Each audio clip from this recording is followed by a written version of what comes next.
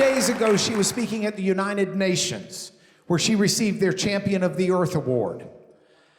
Time Magazine, yeah. Time Magazine, 100 most influential people in the world. Foreign Policy, list of 100 leading global thinkers. She's been on that list twice. She's got 2 honorary doctorates in addition to her learned doctorate. She's won enough Texas Tech Awards to make us all stand up and sing the Matador fight song. So would you join me in welcoming Dr. Katharine Hayhoe?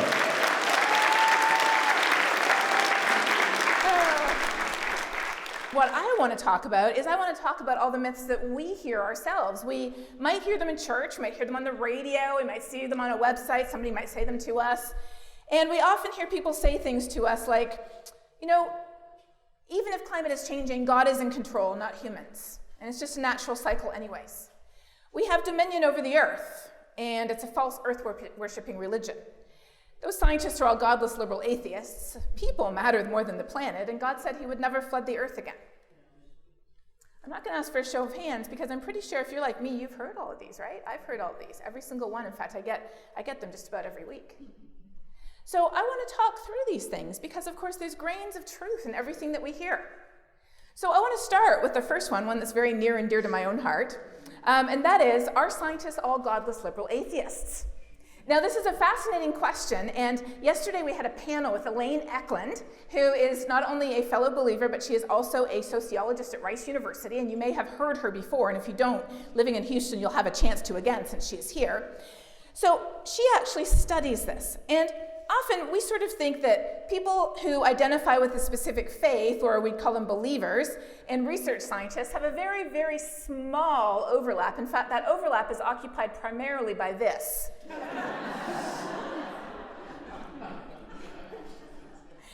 But Elaine, and this is Elaine thought to herself, is this true? So she surveyed 1,700 scientists at top universities across the US, not Christian colleges, secular universities. And she found that 50% of people who are scientists identify with a specific religious label. I am a Christian, I am a Protestant, I'm a Catholic, I'm Orthodox, I'm evangelical, I'm Jewish, I'm Hindu, I'm Buddhist. 50% of us identify with a religious label. 70% of us consider ourselves to be spiritual people. Probably not the number you thought, was it? And then she was most fascinated by the fact that, so you've got 30% left who consider themselves to be atheists or agnostics, and of that, 20% of them consider themselves to be spiritual atheists. Really interesting, isn't it? So research scientists and people who specifically say, I am a mostly Christian in the US, are actually 50%. Isn't that interesting? So you can't say anymore those scientists are all godless liberal atheists. In fact, when I first started to tell people and share with people that I was a Christian, which I did through writing a book with my husband together, who's a pastor, so I can't go to a meeting, a scientific meeting or conference or even a project meeting anymore without having at least 1 or 2 colleagues come up to me and say, I'm a Christian too.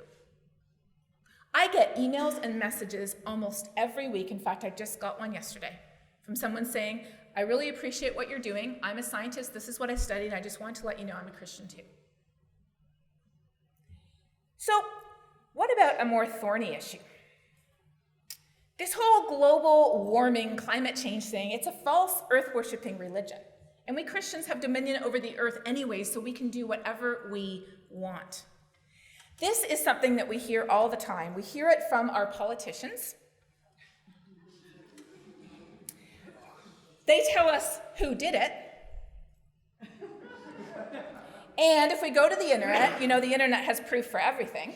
If you go to the internet, here's the proof.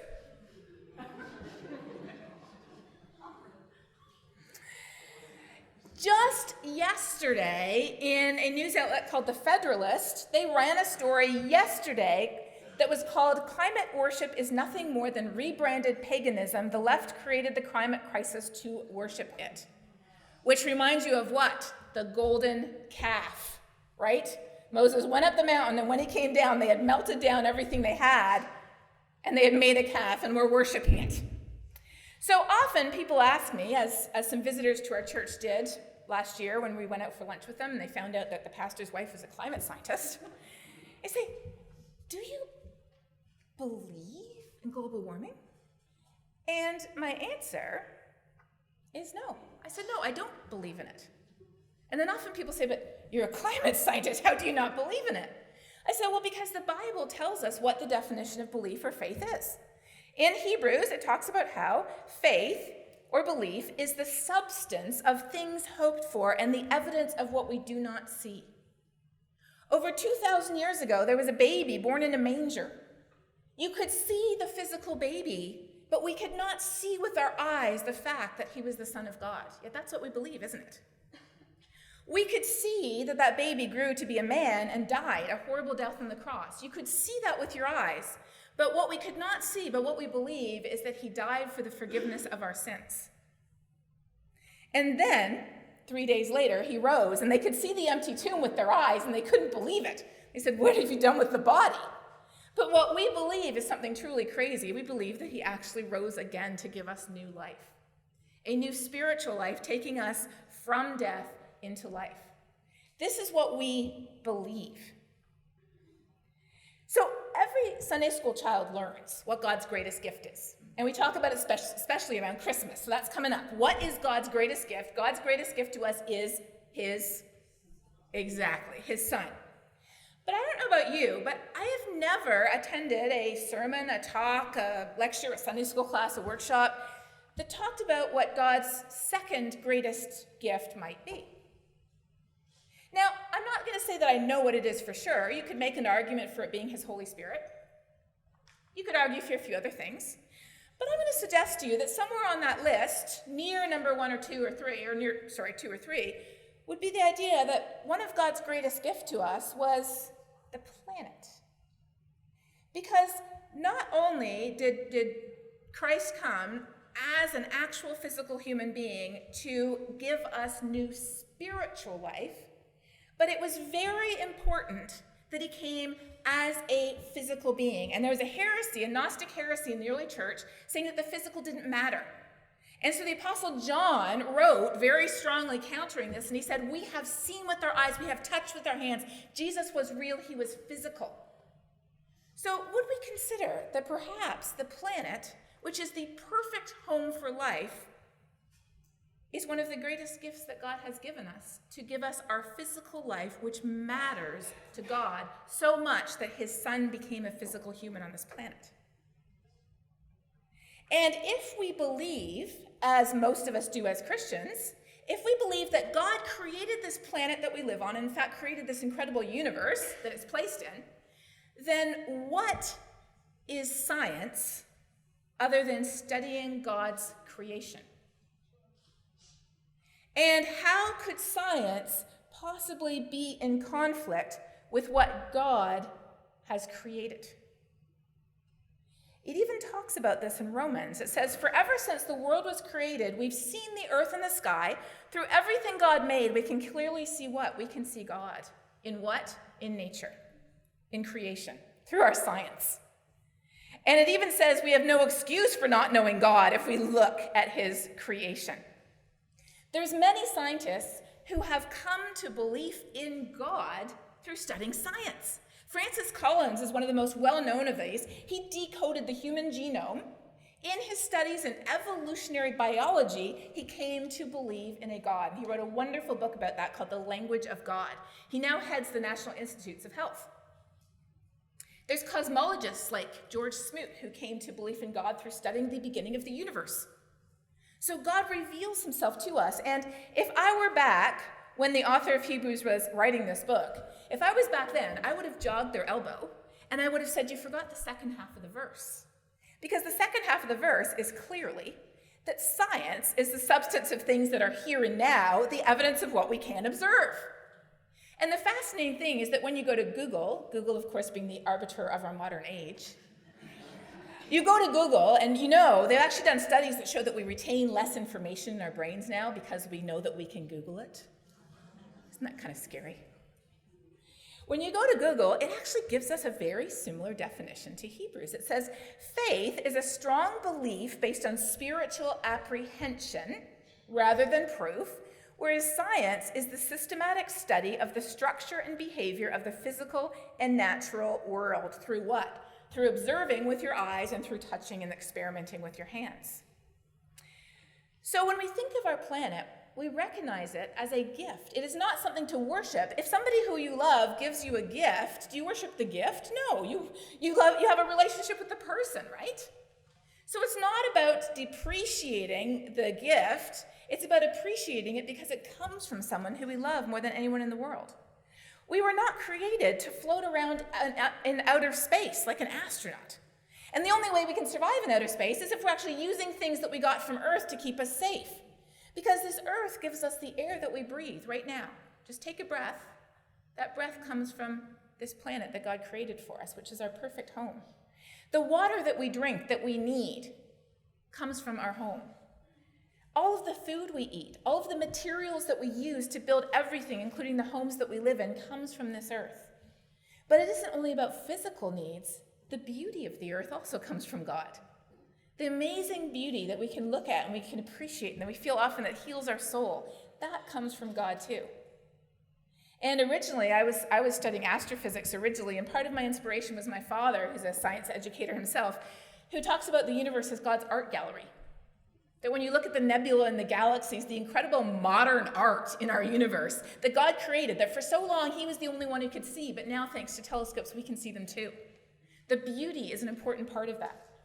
So on the spectrum of perspectives on our home, at one end of that spectrum we certainly would have some people who worship it. But what I would argue to you is that at the opposite end of the spectrum we have people who treat it like garbage. And where should we be as Christians? Well, Genesis actually answers this question. Genesis tells us exactly where we should be. In Genesis 1, it talks about how God made humans in his image. And we again hear Sunday school classes about this. We hear sermons about this. We memorize this verse. But how often do you ever see the "so that" there?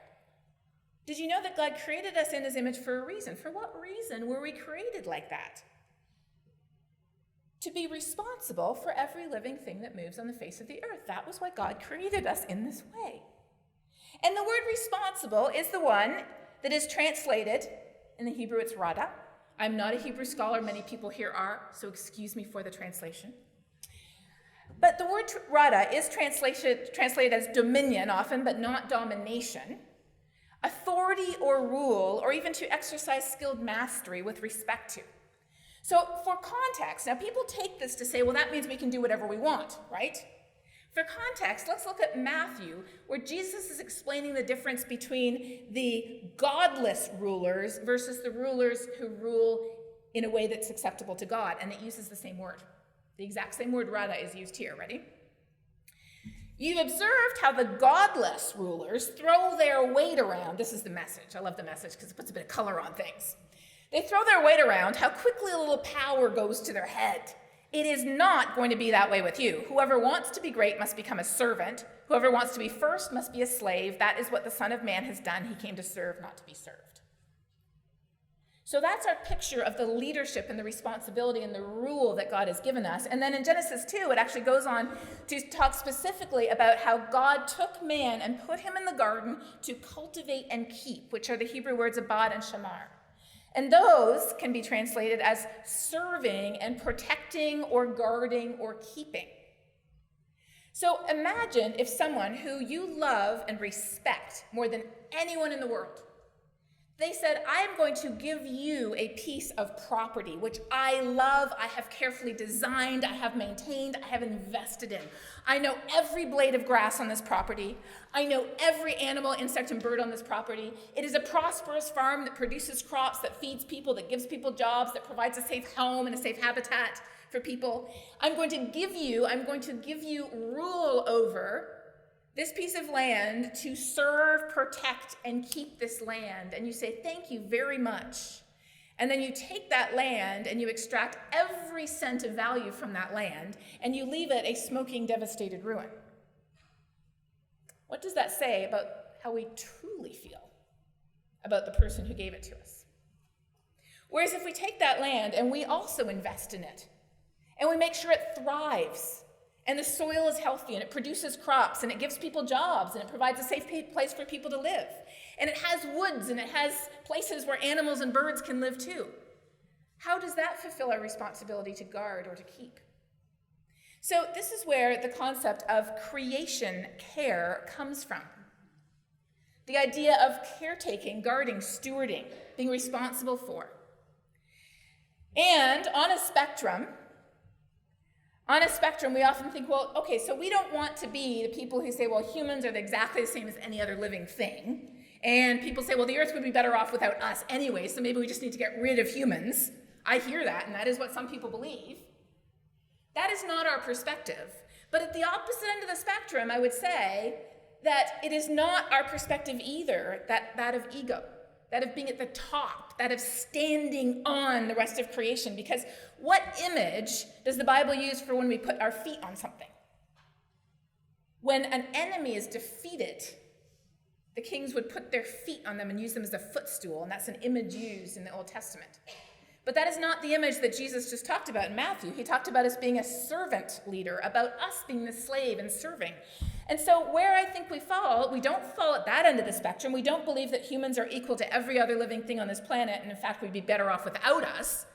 But as Christians, we have fallen into the trap of believing ourselves to be the top of the pyramid, the superior beings, standing and putting our feet on God's creation. And instead, I would suggest to you that perhaps we're here.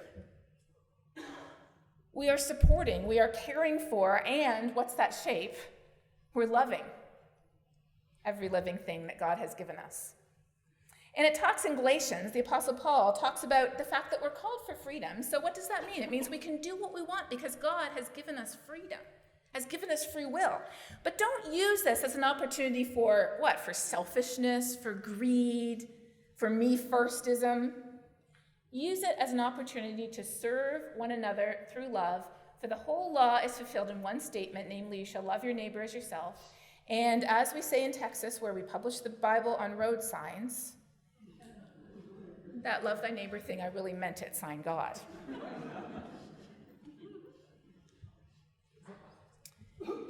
So while there are people who say we worship the earth, and while there are people who say we have dominion over the earth so we can leave it a smoking ruin, it doesn't matter, we'll just push the eject button when we're done, we know that as Christians we belong to neither of those ends of the spectrum. We know that we have a special role, we know that we have responsibility, and we know that God has given us that responsibility to care for others. So now let's look a little bit more at the science, because I am a scientist, and I hear a lot of these almost every single day. It is rare for me not to hear a sciencey sounding argument, so I wanted to go into a little bit of the science with you here. How do we know that this thing is even happening, right? And in fact, if you look at sciencey sounding arguments, I have a whole other page, so we're just gonna look at a whole other page here. It's just a natural cycle. We haven't studied it long enough to be sure. You scientists are making the whole thing up to line your pockets with government grants. It's a pretty common one. I once actually got that. I was speaking to a society of petroleum geologists in Midland, Texas, and one man actually stood up and accused me of doing this, and so I said I would be happy to compare our tax returns. And at the time, I was lucky to make $55,000 a year. I've considered myself very fortunate to make that amount, and he declined that offer. It's not happening. It's cooling, or sea levels are falling, or it's such a tiny amount of carbon dioxide you're talking about. How could that affect the planet that's as big as this? Or it's really just the sun. Don't you know that's where our energy comes from? So in between the months of November and April, even in Lubbock, Texas, and you might hear this in Houston too, probably one of the most frequent arguments I hear is, it's cold outside. Where is global warming now? But weather is what our brains are made to remember. Our brains remember weather. We remember weather stories. Do you have a weather story? How could you live in Houston and not have a weather story? I'm sorry. I'm working with the city of Houston right now, and so we did our first meeting in August last month where we brought in people from the community to collect people's weather stories, and oh my goodness, yes. But weather is what happens in a certain place at a certain time. It's like a single tree, And climate is like a forest. It's the average statistics of weather over at least 20 to 30 years. So for example, some people have no children, some people have 1 or 2 children, some people have 8 or 10 children. That's weather. But we know the average somehow across the US is 2.4 children. That's climate. So when we say it's cold today, in the place where I live, it's cold today, so the entire planet cannot be warming over climate timescales, which is at least 20 to 30 years. It's sort of as if we're on the Titanic, and we're saying, well, it can't be sinking because my end just went 200 feet up in the air.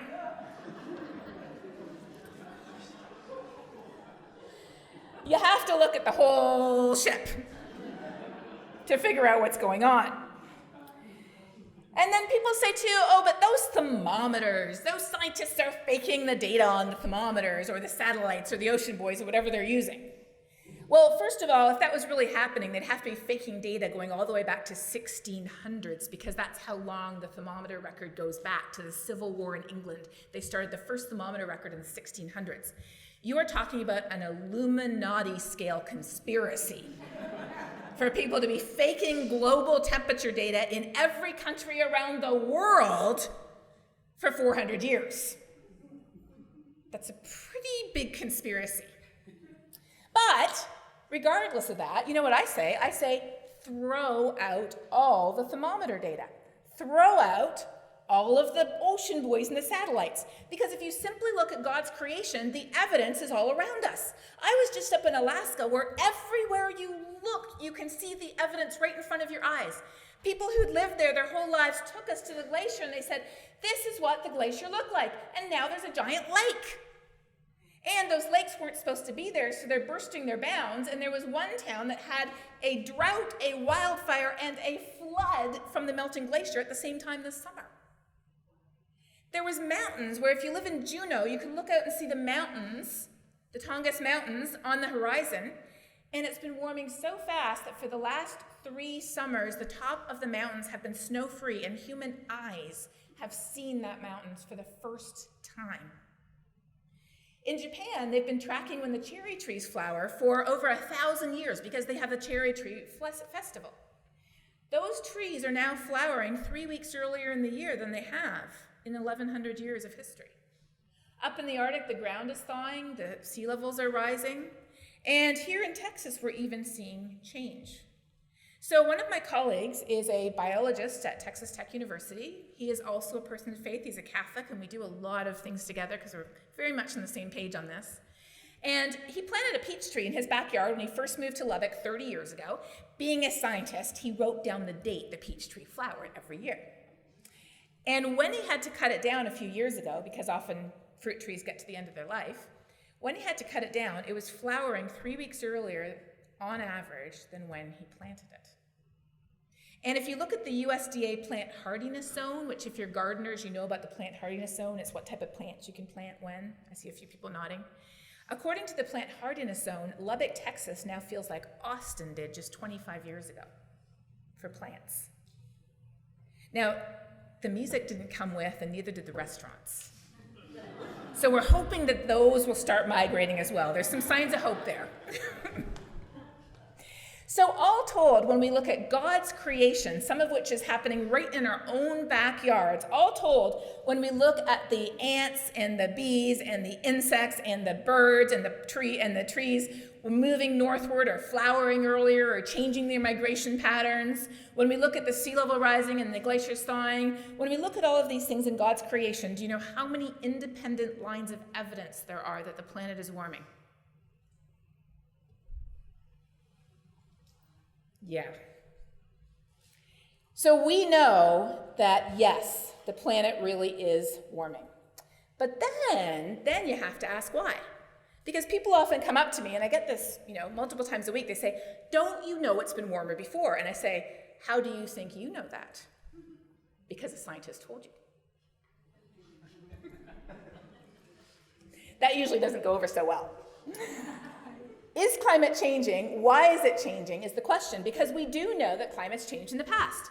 So when we see climate changing, this may be a surprise to some people, we scientists who spend more time studying natural variability than we do the human influence on climate. We spend about 2/3 of our time studying natural variability. And we spend about 1/3 maybe studying humans on average. So when we do, we don't automatically jump on the bandwagon and say it has to be humans. We have to look at the natural causes first. It would be as if you were running a fever, a low-grade fever that went up and down from day to day, but week after week after week, it crept higher and higher, and you went to the doctor, and the doctor took one look at you and shouted, "It's Ebola!" You'd be like, you haven't even done the test. How do you know it's not the flu or food poisoning or, heaven forbid, leukemia? You gotta look at the natural suspects first. You don't just jump to something that's foreign and strange. So we know in the past that climate has changed, and we know that we get all of our energy, almost all of our energy, from the sun. We get a tiny, tiny, tiny bit from the Earth's core, which is hot, but most of it comes from the sun. So when we see the Earth's temperature, which goes up and down from year to year, that's weather, but decade after decade after decade after decade, it is going up. When we see the Earth's temperature going up, the first place we look is the sun. And when we look at the sun's energy, this is what we see. First of all, the sun's energy has an 11-year cycle that was discovered by Galileo. But when you look across the average, you see the sun's energy has actually been going down since the 1970s. So if we were controlled by the sun right now, we would be getting cooler, not warmer. Can't be the sun. It's as if you were turning up a lamp and it was getting colder. Or you were turning down a lamp, I should say, and it was getting brighter. That makes no sense. It can't be the sun. So could it possibly be natural cycles? Well, we study natural cycles, and they're fascinating things to study. What natural cycles are is they're like a teeter-totter or a seesaw. Now, just out of curiosity, how many people would call this a teeter-totter? Oh, not that many. So seesaw? Seesaw? Okay, some people are acting like they've never heard of this before. Come on, come on. Everybody was young once. Let's do this again. Seesaw. Here we go. Okay, that's better. Thank you. Teeter-totter. Teeter-totter. Okay. Oh, that's about 50-50. Okay. All right. And if you still haven't heard of these things, just go out to a playground and find one, because they are very fun. So it's interesting. I don't always ask people this, but I'm always kind of a little bit curious, because you know how, have you seen those maps of the US where they talk about how we called them tennis shoes or sneakers or running shoes in different places? Well, there's only one place where everybody calls it a teeter-totter. Utah. Who knew? I had no idea. Now you know something. I've never seen that before, but when I went to Utah, one of the places I spoke, I asked, and every hand went up for teeter-totter. Anyways, natural cycles are like a seesaw or a teeter-totter, or whatever it is that you want to call it. What they do is they take heat and they move it around the climate system from north to south, east to west, ocean to atmosphere, and back again. Natural cycles can't create heat. That would violate conservation of energy. Energy can't come from nothing. All they do is move it around. So a classic example of a natural cycle was the medieval warm period, when all of the Vikings went on a cruise to Greenland. Now, actually, this was one of the most successful PR campaigns of the Middle Ages. Because was Greenland covered in a sheet of ice back then? Yes, it was. So they arrived in Greenland, and it's like, oops, there's no return boat. They were getting a little overpopulated. They thought they would move people along. But when we look at natural thermometers, which include tree rings and sediment cores and ice cores, natural thermometers in God's creation, we can reconstruct what temperature looked like during the medieval warm period, and it turns out that over the North Atlantic, so over Western Europe and the North Atlantic, it was warmer than average. So they did have a bit more green in Greenland during that time. But if you lived in Siberia, it would have been the medieval cold period. Because this is a natural cycle, and what do natural cycles do? They move heat back and forth from one part of the climate system to the other. Now, I already showed you that our air temperature is increasing. So if the whole planet is getting warmer, and it doesn't look like this, in fact, you know what it looks like today? It looks like, and this is on the same scale. I didn't change the scale. On the same scale, this is what today looks like. You might still say, well, it could be a natural cycle, because what if that heat is coming from the ocean, right? So if our atmosphere is getting warmer, if the heat content of our atmosphere is getting warmer, and it's a natural cycle, then the heat content of the ocean would have to be doing this, right? Heat would have to be coming from the ocean into the atmosphere, and that's how the atmosphere is warming. So we've actually been tracking heat content from the atmosphere and the ocean, and this is not what it looks like.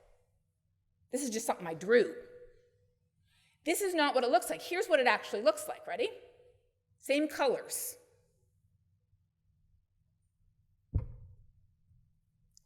This green is the increase in the heat content of the atmosphere, and this blue is the increase in the heat content of the ocean. It's 20 times more. And we say, well, why aren't we talking about the ocean then? And my only answer is, I think because we're not dolphins. Because when we use thermometers to measure air temperature, we are only measuring the tip of the iceberg, and much more is happening in the ocean, and we're just not talking about it because we just don't live in the ocean. But believe me, it is affecting life in the ocean significantly. I was up in Alaska, like I said, and the native peoples there, who of course have hunted and cultivated the animals, the fish, the shellfish, and more for centuries, they see massive changes in the timing of the salmon, in the water quality, in people actually getting poisoned from shellfish because of pollution runoff now, in changes in the sea ice, so they can't go out and hunt anymore. They see what's happening in the ocean. So it can't be a natural cycle that's inside the climate system. But we know that there's one more type of natural cycle, and the reason we know it is because we've watched those Ice Age movies, whether you admit it or not. We know that there used to be an ice age, and it ended when a squirrel or a rodent was chasing a nut, and it broke off one piece of ice, and that was just like the first domino, and it just ended the Ice Age right there. We don't have the rodents in our calculations, but we do have everything else. And when we look at where we are in the orbital cycles that cause ice ages, orbital cycles are the fact that over time the Earth's orbit becomes more circular and then more elliptical and then more circular. And then also you know that the Earth is tilted like this, so it goes around the sun like this, spinning every day. Well, if you've ever spun a top, and I won't ask you if you call it something else. Most people know what a top is, right? Okay, good. I feel like we should have like some children's toys at the back in case you missed out on that part. If you spin a top, you know, it goes around really fast, but it also goes around like this, right? As it spins. Thank you. You know. So that's what our Earth does too, and that changes how sunlight falls on the Earth. And because part of the Earth is white ice, part is dark ocean, part is green forest, part is pretty reflective desert, we absorb or reflect more or less of the sun's energy depending on how far we're pointing towards or away from the sun. That's what causes the ice ages. So are we just getting warmer after the last ice age? Well, if we look at the history of our planet over the last 6,000 years, over the history of human civilization on this planet, it turns out that over the history of our civilization, over the last 6,000 years, our temperature was gradually cooling because you can calculate where we are in the ice age cycles, and where we are is in about 1,500 years, we should be getting another ice age. And that's no good for us. We don't want another ice age. So the fascinating thing, there's a scientist called Bill Rudiman who studies this. The fascinating thing is he found that just 400 or 500 years ago, we had started to stabilize climate because we developed agriculture, a lot of cows, sheep, and goats, cut down a lot of forests to plant fields. Because of that, we had just about perfectly stabilized climate, because what's the best temperature for us? The temperature that our civilization's used to, right? Not too hot, not too cold, just right, like Goldilocks. We had just about perfectly stabilized it, and then all of a sudden something happened. What happened 300 years ago? That was when we figured out how to dig up and burn coal and gas and oil to power our civilization. And you may say, well, but don't we already have a natural blanket of heat-trapping gases? And the answer is yes, and I can explain to you how this works with a 60-second cartoon. Here we go. Our happy planet already has a natural blanket of heat-trapping gases. The sun's energy shines down and heats up the Earth. It goes through this blanket like a window. The Earth heats up and gives off heat energy. And just like a blanket traps our body heat, this blanket of natural heat-trapping gases traps the Earth's heat, keeping us at just the right temperature for life. We would be 60 degrees Fahrenheit colder, and we'd be a frozen ball of ice without this amazing blanket that I believe was designed by God. So what's the problem if it's totally natural? It's that by digging up and burning coal and gas and oil, we're wrapping an extra blanket around our planet that it did not need. And just like when I used to go stay at my grandma's house when I was little, she would come in every night and put an extra blanket on me. And I would wake up every night sweating, saying, "Grandma, I didn't need the extra blanket. We do have central heating in Canada." In the same way, we're wrapping an extra blanket around our planet that does not need. And people may say, "Sure, but you're still talking about such a tiny amount. I mean, it's 0.04% of the content of the atmosphere you're talking about." And to that I would say, well, it's just a tiny amount of white powder I put in your glass. Is there a problem with that? Or in all seriousness, we all know that when we're sick, if we don't take a pill that's the size of our entire body, we won't get well. Not. We know that the potency is what matters, not the size. And these are very potent heat-trapping gases. So it can't be the sun, because if it is, we'd be getting cooler, not warmer.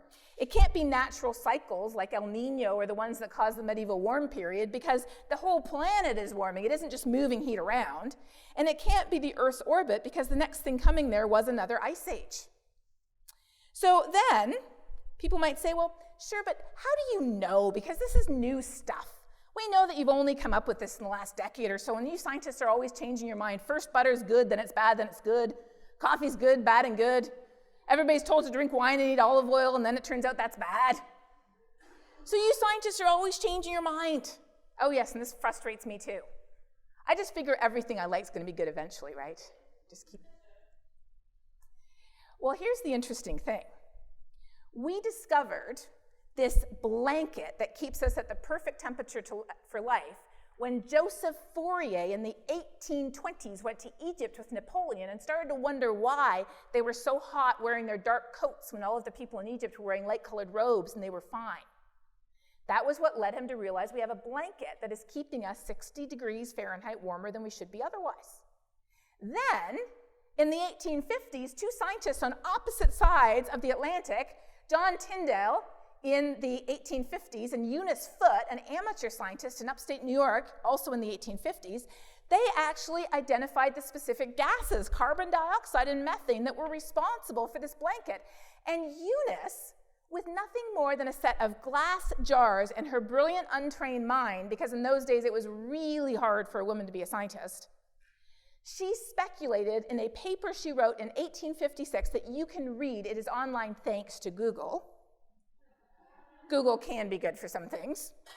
You can read what she wrote in 1856, and she speculated that if carbon dioxide levels in our atmosphere were higher, our planet would be warmer. 1856. By the 1890s, we knew so much science that Arrhenius, who won the Nobel Prize for his work in chemistry, on the weekends, he decided for fun, he was going to calculate by hand how much the Earth would warm if we doubled levels of carbon dioxide in the atmosphere. He did it by hand. It took him 2 years. After about a year and a half, around Christmas, his wife packed up the family and left him. And I take this very personally because I actually do this work myself.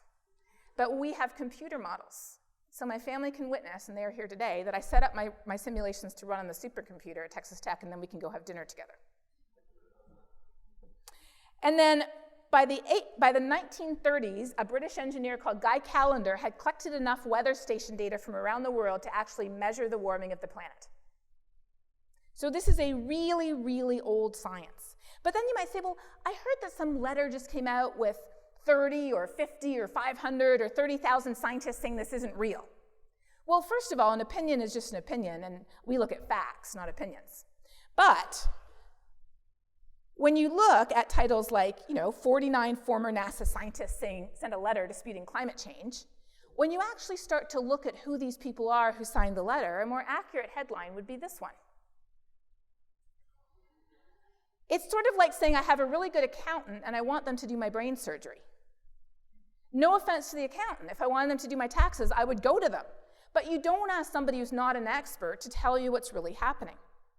So then people might say, yeah, but I've heard that there's been some studies published saying that climate isn't changing or humans aren't responsible, and there have been. There's been thousands of studies published saying that climate is changing and humans are responsible. But when we looked through the literature, we found 38 studies that have been published in the last 10 years that either said that climate was not changing or that humans were not responsible.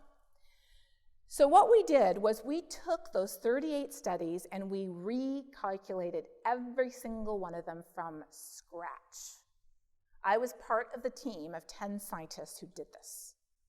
From scratch. That is a thankless task. And when we recalculated them from scratch, we found at least one mistake, error, miscalculation, false assumption, missing factor in each one. And if you fixed that error, it brought it into line with every single other study. So we really, really, really have checked. And if you want more information on the science, I want to point you to one of my favorite resources, which is by a fellow believer named John Cook. It is called skepticalscience.com, and they address every single sciencey-sounding objection you've heard about. So I would encourage you to go there if you have more questions about that. But I want to talk now about the last thing on our list. And this one is very near and dear to my own heart. Because as I mentioned to you, I was studying astrophysics. Because what is more amazing than the fact that we can look for the first time with our human eyes at something that God created? You can see something new that no other human has seen except you and God. You can find something out about the way galaxies work, that God made it that way, and when you find it out, you're like, this is just the smartest, most amazing thing I've ever seen in my life. So I was on my way to a career in astrophysics, and I needed one more class to finish my degree before I went on to graduate school. So I looked around, and I'd already finished my minor in Spanish. I grew up as a missionary kid in South America, so the minor in Spanish was pretty easy. And then I'd already taken, children's literature and the kind of courses you take. I'd also taken a class on Byzantine architecture, Romanesque architecture, and the Gothic cathedral, so I appreciate the building we're in too. But over in geography, there was a brand new class on climate science, and I thought to myself, that looks interesting, why don't I take it? Now, up until that point, I thought that climate change was an environmental issue, that it matters to the environment, it matters to plants and animals, but it doesn't really matter to people. And I took that class, and my mind was completely changed.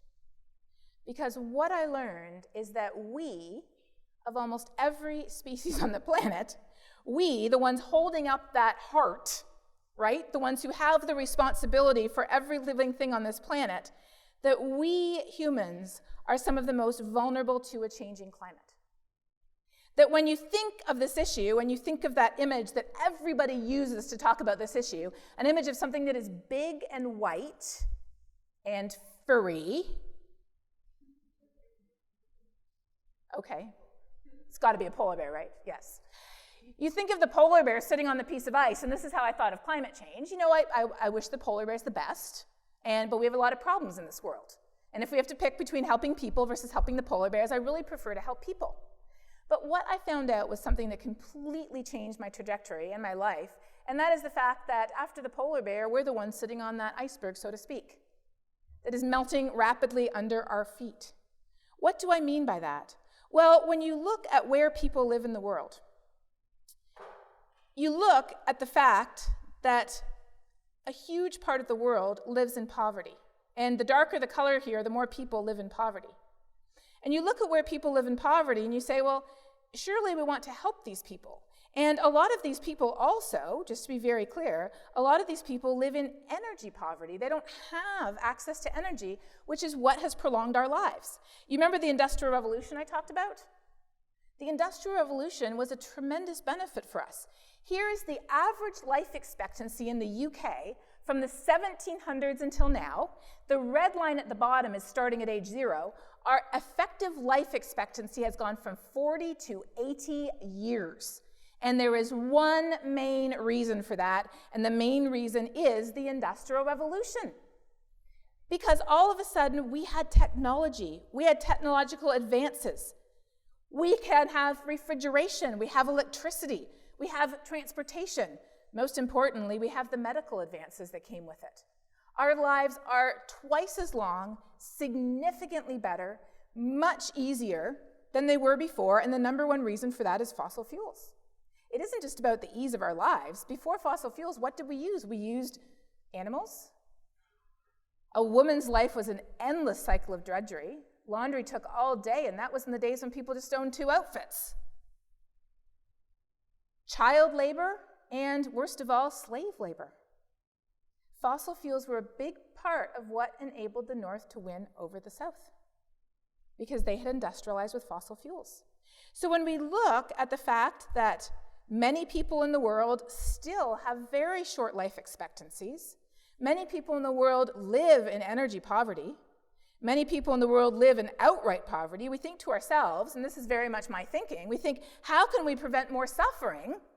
And the obvious answer is, what worked for me works for everybody, right?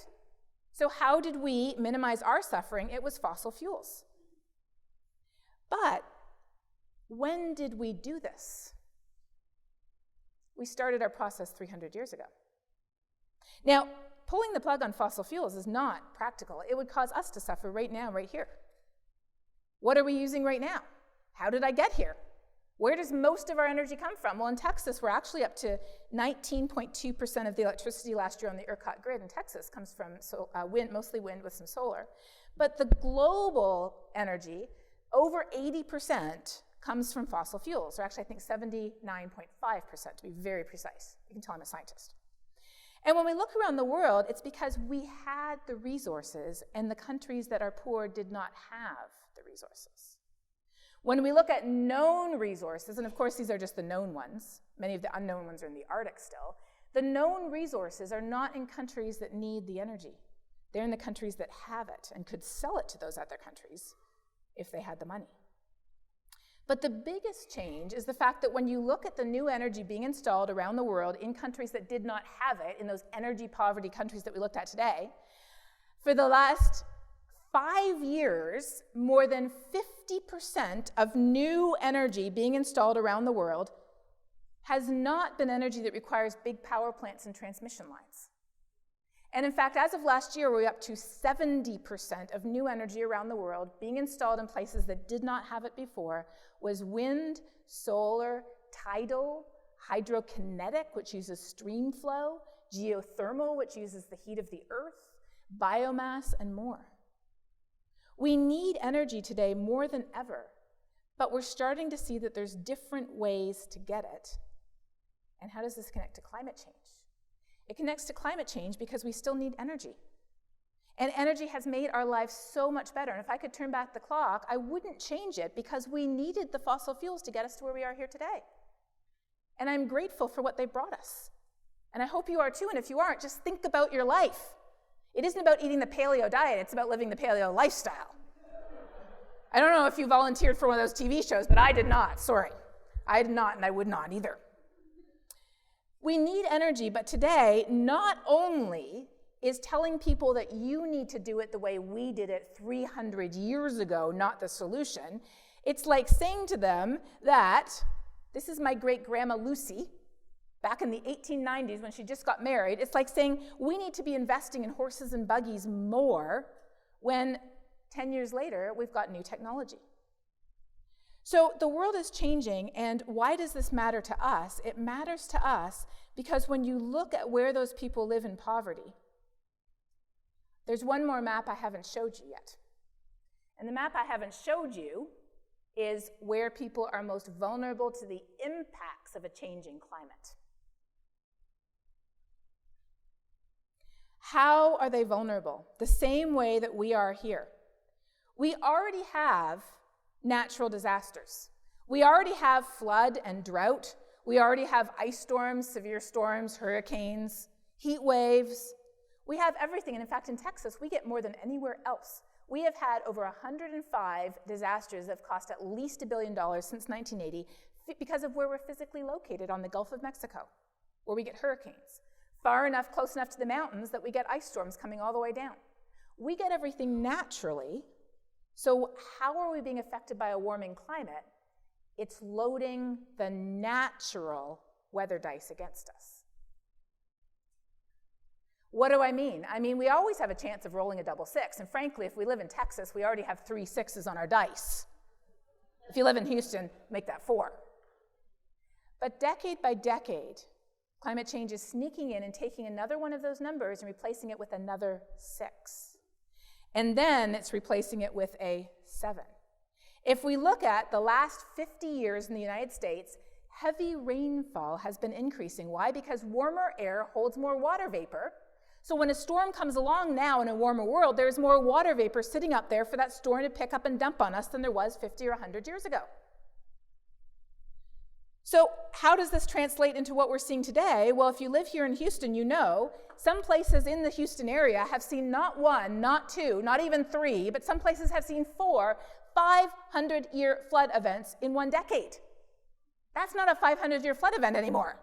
Those are some serious loading of the weather dice against us. What other things are happening? We're seeing other impacts being exacerbated. So out west, they have wildfire. Is wildfire natural? 100%. Most of wildfire today, actually human ignition. But the numbers of wildfires have been pretty stable the last 20 to 30 years, ever since the Smokey the Bear campaign. It actually really helped with ignition. But as it gets hotter and drier, wildfires are burning greater area. In December 2017, the Thomas Fire burned the largest area on record in California, but that record was broken by the Ranch Fire in the summer, and it was smashed by the Camp Fire in November. We know, and this is some work that I've done for the National Climate Assessment that was released just this past year, we know that without a changing climate, there would have been 11 million acres burned by wildfire in the western US since 1980. But the dice are being loaded against us, and so we're seeing more than twice the area being burned as the world gets hotter and drier. What about hurricanes? Are hurricanes getting more frequent? You might think they were if you were here in 2017. How many people were here in 2017? Yes. You might think they are, but they're not. Hurricanes aren't getting more frequent. So does that mean they're not being affected? No, the dice are being loaded there too. Remember what I said? Warmer air holds more water vapor, so when a storm comes along, there's a lot more water vapor for it to sweep up and dump on us. Hurricanes are very big storms, very big. It's estimated that 40% of the rainfall during Hurricane Harvey would not have come if the same hurricane had occurred 100 years ago. Remember the Galveston hurricane in 1900? Hurricanes are normal. They hit Houston pretty frequently, I'm sorry to say. But 40% of the rain was extra. Not only that, but they're getting stronger faster.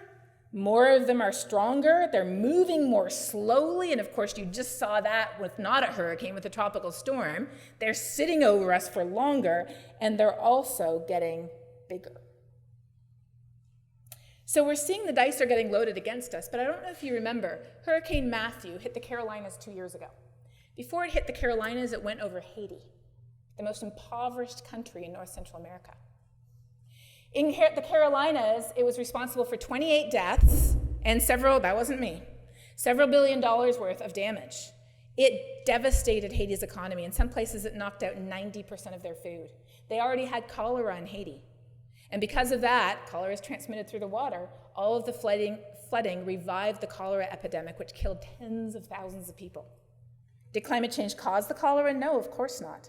But as we saw here, the poorer we are, the more vulnerable we are to the impacts of a changing climate.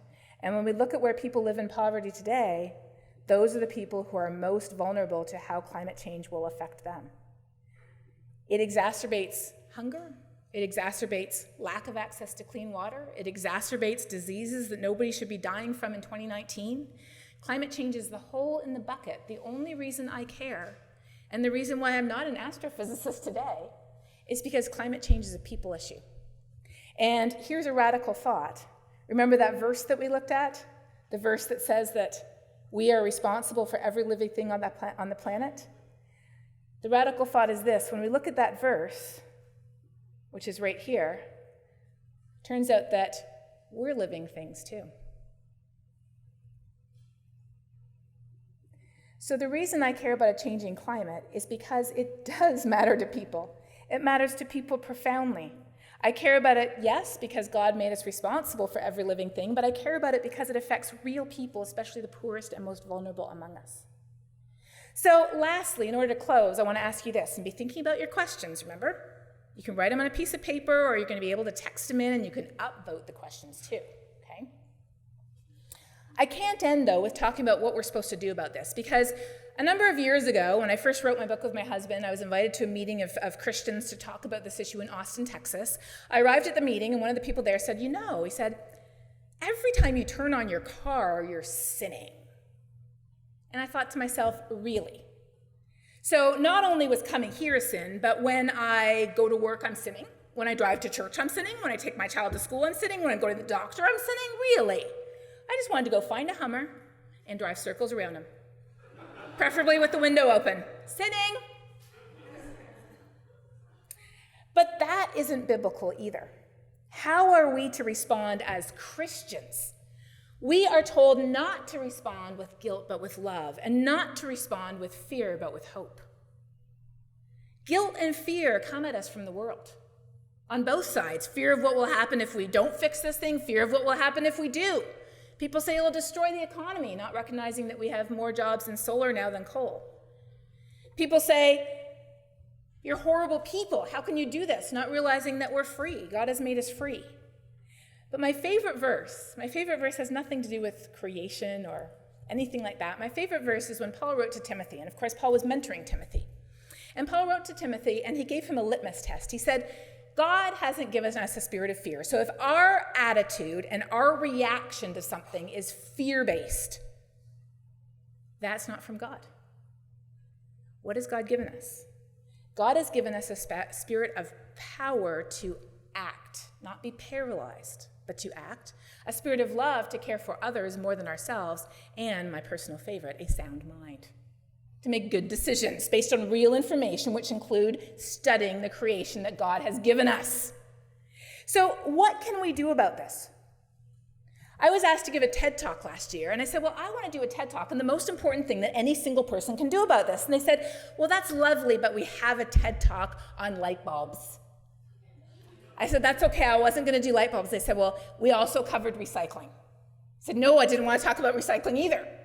So they said, what do you want to talk about? I said, I want to talk about how, when we ask people across the country, do you think this is real? Do you think it affects plants and animals? Do you think it affects future generations? Everybody pretty much says yes. And then when you ask people, do you think it affects you? Everybody says no. And then when you say, do you ever hear anybody talk about it? Do you ever talk about it yourself? It is a resounding no across the whole country. And connect the dots here. If we don't talk about it, why would we care? If we don't care, why would we ever do anything about it? So the single most important thing that any single person can do, whoever we are, no matter how big or small, is talk about it. And this is my TED Talk. And they've showed that if we have conversations with our friends, with our family, with people we know, we might find more people actually agree with us than we thought. And those conversations are positive, and they can often be very constructive, not if we begin by dragging out the science and hitting somebody over the head with it. And I hope you don't feel like I did that with you tonight. I like science, so I hope you enjoy the science and I wasn't hitting you over the head with it. But rather talking about how it matters to us here in Houston. We are seeing much heavier rainfall events. Neighborhoods are being flooded, especially low-income areas. We're seeing scorching heat in summer. You might not remember the drought, but the drought had a huge impact on Houston. It killed, I forget how many trees, tens of thousands of trees, and had a big impact on water supply. We are being hit right here in the places where we live, but not just talking about what's happening, but talking about what we can do about it. How churches are putting solar panels on their roof. You know how hard it is to put, this is really 1,100 years old, and it took them a lot of paperwork to get permission for those. We can talk about what Christian colleges are doing. It turns out food waste, heat-trapping gases from food waste, are actually one of the biggest sources after what type of energy we use. And so instead of throwing out a third of the food that we eat, that we grow, which is actually how much we throw out, isn't that awful? Saving it and actually not wasting food and providing more food for people who need it. Christian colleges like Taylor University in Indiana putting a white roof on their building, which reflects energy and saves money. Corporations going with clean energy sources. What's happening right here in Texas? Did you know we have the first carbon neutral airport in the US? And I'm sorry to say it's in DFW, it is not in Houston. Fort Hood is saving over $150 million with clean energy. We've got over 35,000 jobs in clean energy. Around the world, Morocco has the biggest solar farm in the world, and the United Kingdom has the biggest offshore wind farm in the world. And why is Texas not on this list? Because China has more wind and solar energy than anyone else. Again, I don't think these names should be on the list. I think we could do better.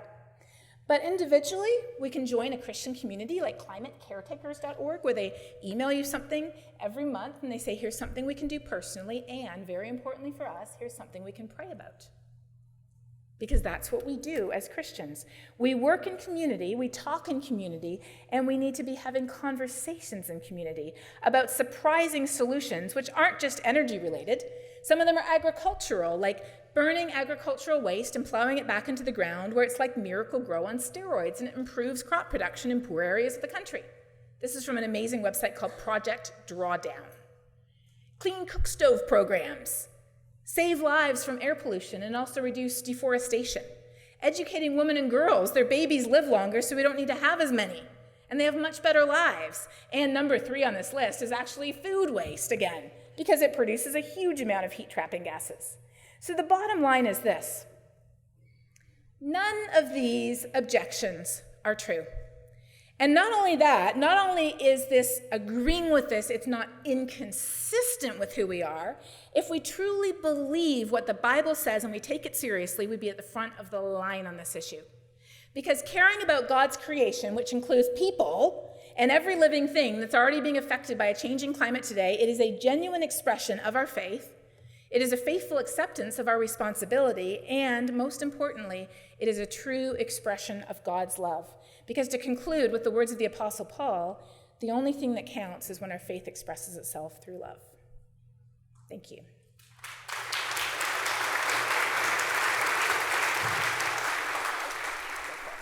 What effect on weather does it have when the government seeds the sky? Oh.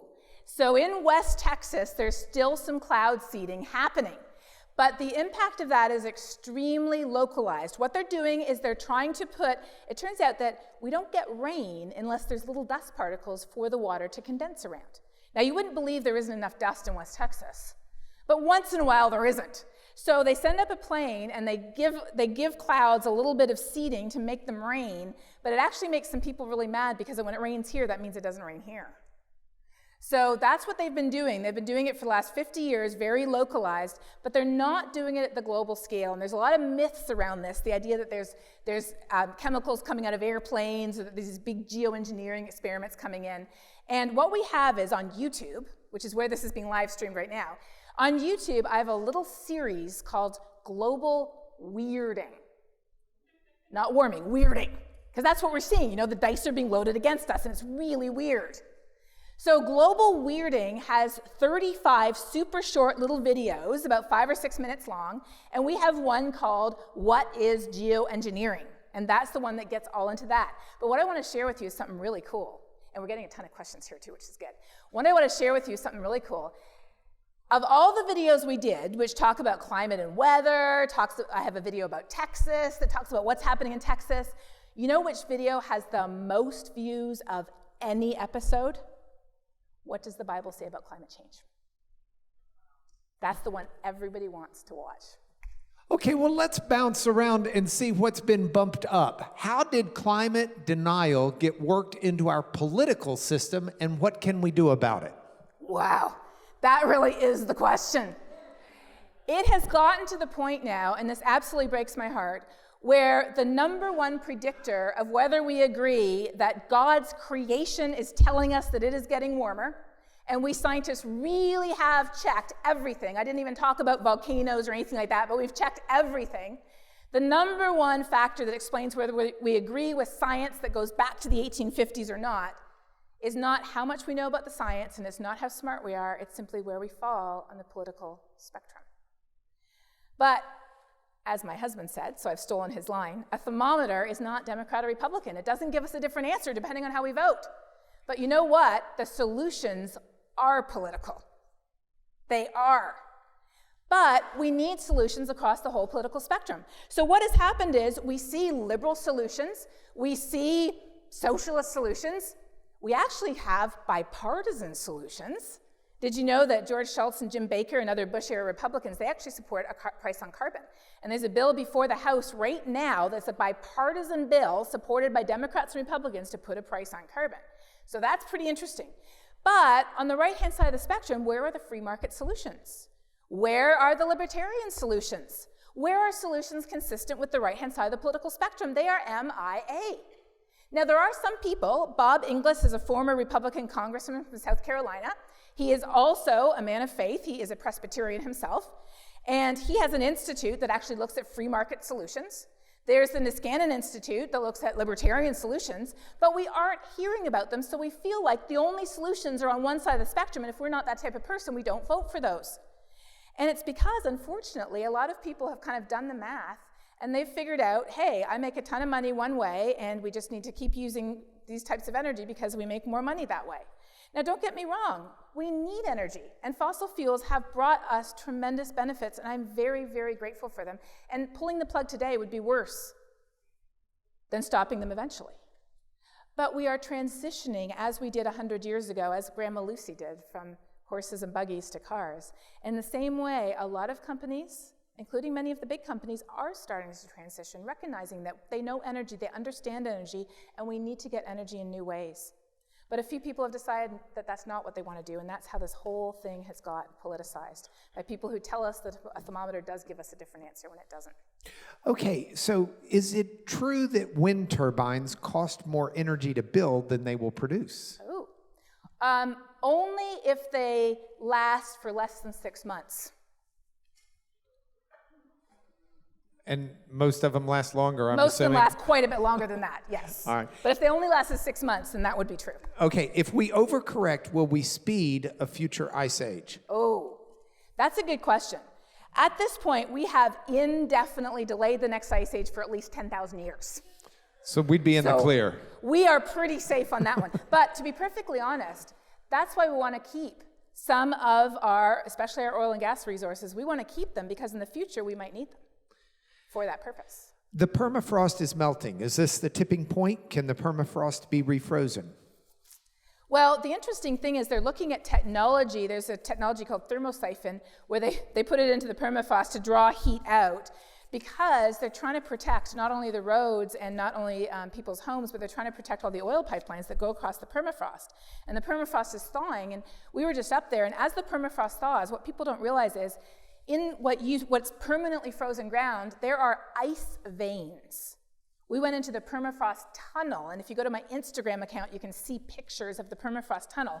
As you go into this tunnel in the ground, you see frozen ground, and then you see ice veins. Some of them are this wide, some of them are this wide, and when those ice veins melt, the land on top just goes boom.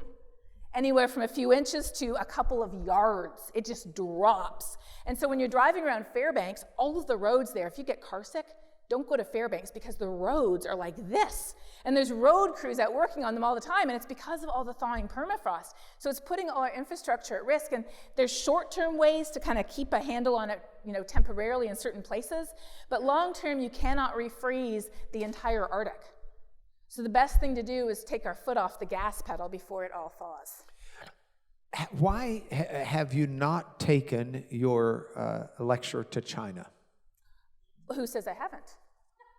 I think this person assumed you hadn't. Oh, well, I have. Yes. I have taken this anywhere people will invite me. I don't push my way in. I don't like doing that. If you had not invited me, I would not have been banging on the door.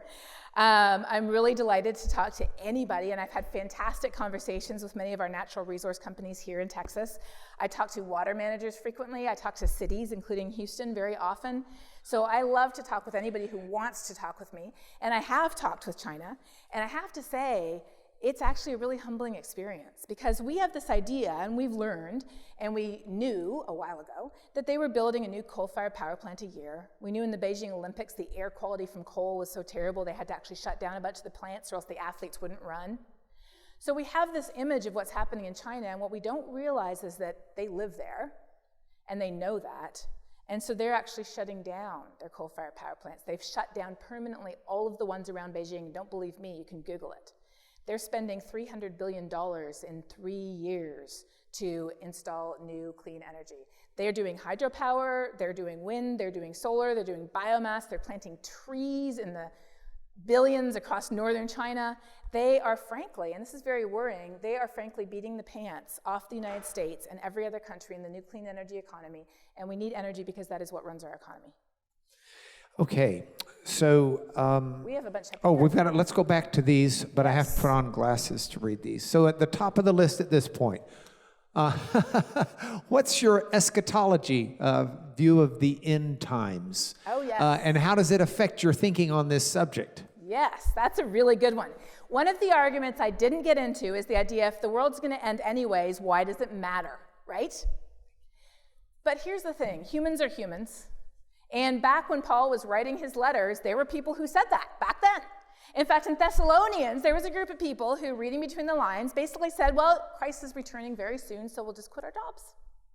Why work? Sit around. And Paul wrote to them, and he said, in his own inimitable way, he basically told them to get a job, support their families, care for the orphans and the poor and the widows. We don't know the day or the time, so do something, what you're supposed to be doing. And what are we supposed to be doing? We're supposed to be walking in the good works that are prepared for us in advance. We're supposed to be expressing our faith through love. But then, of course, the Reformed tradition holds that we are to participate in redeeming creation, and that is actually part of our job, is to be restoring creation. And whether we believe the world will end or not anyways, and as a scientist, I believe it eventually will, because our sun will grow into a giant red ball and take over the earth. But whether we believe that Christ's return is imminent or not, whether we believe that we will return to this physical planet or a new planet that he creates or not, the point of the Bible, all through the New Testament, is we have a job to do, and our job is to love others as we have been loved. So, I believe it was Martin Luther who said, if I knew the world was ending tomorrow, I'd still plant a tree today. Ooh, all right. Of course, that could have been something that's an internet rumor, but I think he said that. Yes. All right. One last question, and then... and then let's go to one here. And then, let's do... Helpful. All right, which one do you like here? I like number 3. Okay. Can we do number 3? Number 3, average people cannot study climate in detail. Should we trust experts? I would add which experts. Yeah, exactly. And what criteria should we use? Well, this is the tough one, right?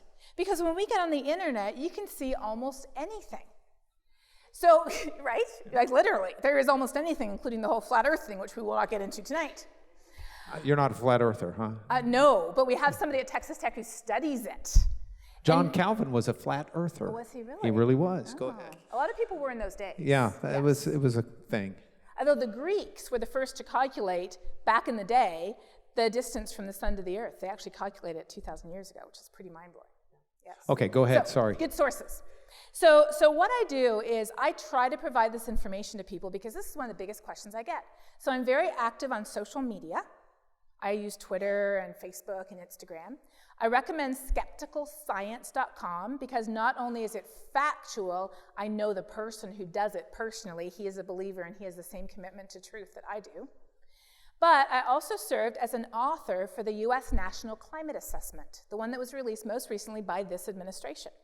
The U.S. National Climate Assessment is a really great resource of up-to-date information on what is happening in the United States, how real people are being affected, what it means to our water, to our food, to our economy, to national security. I didn't even talk about that tonight. And it is a very reputable source. So our global weirding series on YouTube, I try to post new information all the time on social media, especially if there's some rumors going around that aren't true, like if the Amazon's burning down, we won't have any oxygen left. I try to post about things like that. No, that's not true.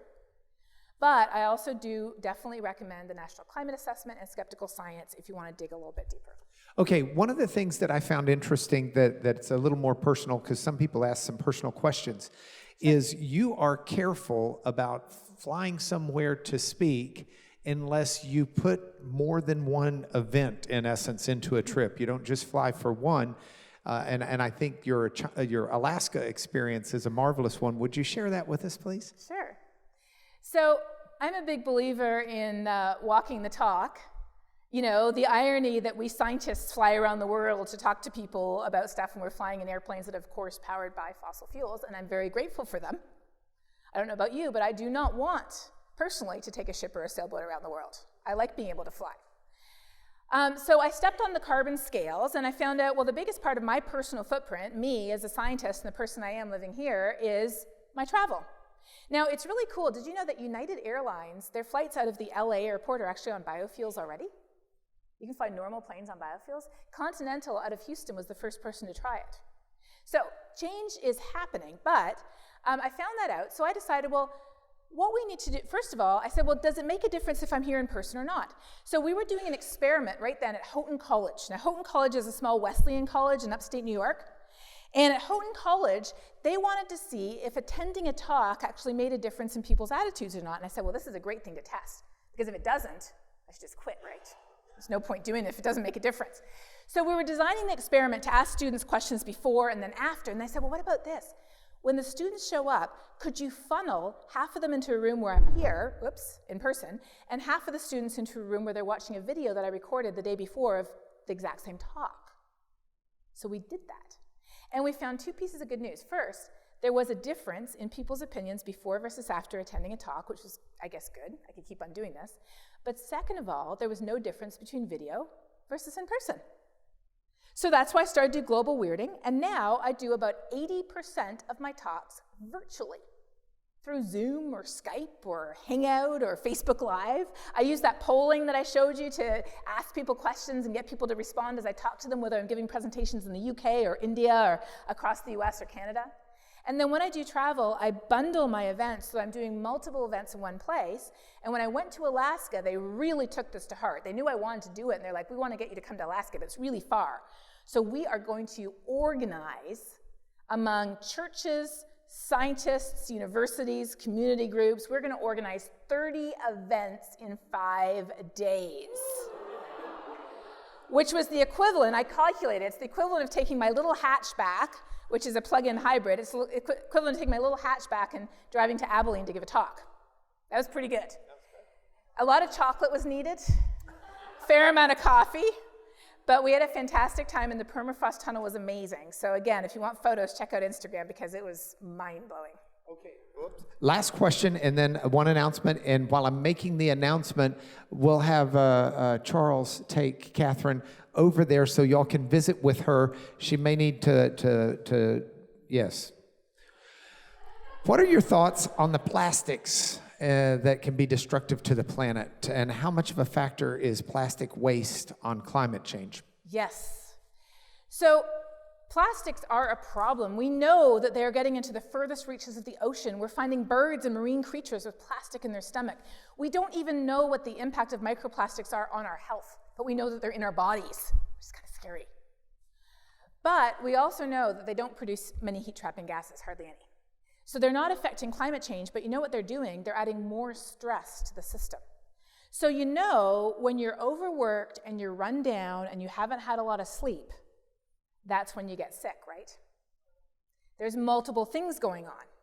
So in the same way, when we look at the health of our air and our water and our food, everything that we depend on to keep ourselves alive, there's multiple things that are affecting it. And the only reason we care about climate change is because it's what the US military calls it. And I want to leave you with this thought because I think it's a really good one. The military calls climate change a threat multiplier. We don't care about an increase in the average temperature of the planet. I mean, frankly, who cares? If it doesn't affect us, why does it matter? We care about it because it exacerbates the problems we already have today, and I care about it because it exacerbates poverty, hunger, water quality, air quality, the quality of our food, the security of our lives. Everything that makes our lives good on this planet are being affected, and plastics are just another piece that's making it even harder. It's kind of like a camel that already has a lot on its back. Then along comes climate change, and it's a big, giant bale of hay that just gets dumped on that camel's back. And then you're like, oh, we forgot the plastics. Here's another little piece of hay we're going to throw on that camel too. And the camel's legs are just kind of going like this at this point. So that's where that all fits together. Okay, would you join me in thanking Katharine very much? Dr. Hayhoe, thank you.